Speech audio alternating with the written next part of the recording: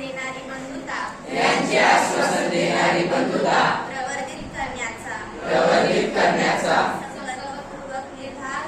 संकल्पपूर्वक निर्धार करून आमच्या संविधान सभेत आज दिनांक 26 नोव्हेंबर 1949 रोजी याद्वारे हे संविधान अंगीकृत आणि अधिनियमित करून स्वतः प्रत अर्पण करीत आहोत. भारत का संविधान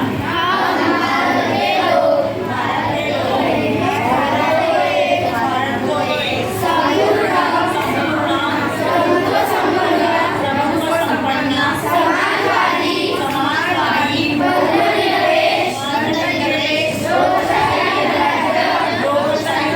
लिए तथा उसके समस्त नागरिकों को सामाजिक,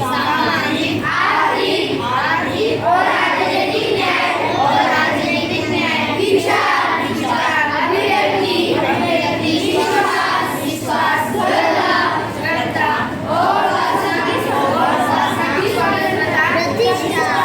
प्रतिष्ठा। शहर के सबसे मशहूर ठिकाने आतंकियों के निशाने बन चुके थे। लोग अपने घर लौट रहे थे। 26/11 झालेला लेखी हल्ला. संविधान दिवस आता आपण थोड्याच वेळापूर्वी सगळ्यांनी संविधान म्हणून घेतलं आणि त्यावेळी दिवस साजरा केला. आज आपण 26/11 विषयी थोडीफार माहिती तुम्हालाही माहिती असेल. 26/11चा हल्ला कशा प्रकारे झाला होता कोणी सांगू शकेल का? 26/11ला पहिला हल्ला जो झाला तो आपल्या CHP छत्रपती शिवाजी महाराज टर्मिनसवर अतिरेक्यांनी त्या ठिकाणी अंधाधुंद गोळीबार सुरू केला आणि तिथे हा पहिला हल्ला आपल्याला बघायला मिळाला. त्यानंतर कामा हॉस्पिटल, ताज हॉटेल अशी अनेक ठिकाणं अतिरेक्यांनी आपल्या दरावर ठेवलेली होती. ताज हॉटेलमध्ये अनेक लोकांना त्यांनी बंदी करून ठेवलं होतं आणि अशा प्रकारे कामा हॉस्पिटलमध्ये सुद्धा कामा हॉस्पिटलच्या बाहेर अंधाधुंद गोळीबार सुरू करत असताना आपल्याकडे जे कामटे, करकरे, विजय साळगावकर यासारखे आपले जे टीम होती भारतीय आपल्या मुंबई पोलिसांची ती त्या ठिकाणी तत्काळ गेली. त्या अतिरेक्यांना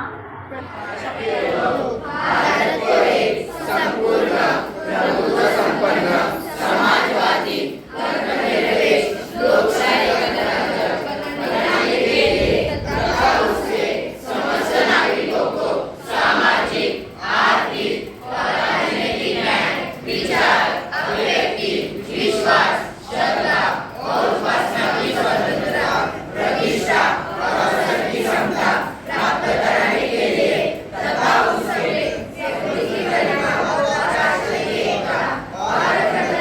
सुनिश्चित करने वाली बंधुता बनाने के लिए दृढ़ संकल्प होकर अपनी इस संविधान सभा में आज तारीख 26 नवंबर democratic republic and to secure to all its citizens justice, social, economic and political liberty of thought, expression, belief, faith and worship, equality of status and opportunity, and to promote among them all fraternity, national dignity of the individual and the unity and सार्वभौम समाज